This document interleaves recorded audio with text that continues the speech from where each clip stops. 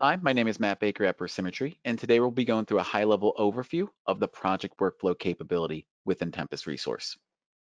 And to start things off, I'm going to head to Admin Settings and then to Workflow Management, where you'll then be able to interact with the different areas of a project workflow. So project workflow will be broken up into three different areas. First, it will consist of the states, which will be the backbone structure of the workflow that you're looking to create. Within a state, you can see down below, I have a couple already defined. I have an approval workflow state or state field, initiation, intake.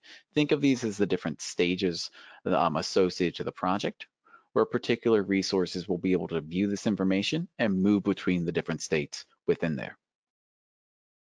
Next, we have the ability to create our project forms. And this will be essentially what is displaying when a user navigates to one of your workflow projects when it belongs to a particular state.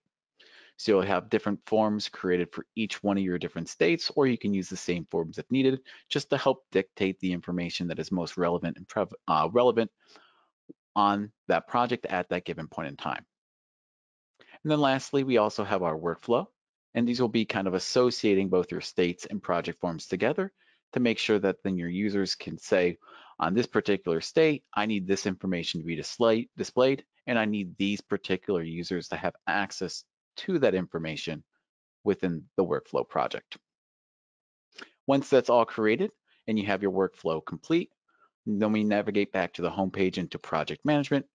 Your end users will then have the ability to create any of those workflow type of projects if they have access to do so by selecting on create project, and then you'll see those different options. If you have any questions, please feel free to visit us at prosymmetry.com and have a great rest of your day.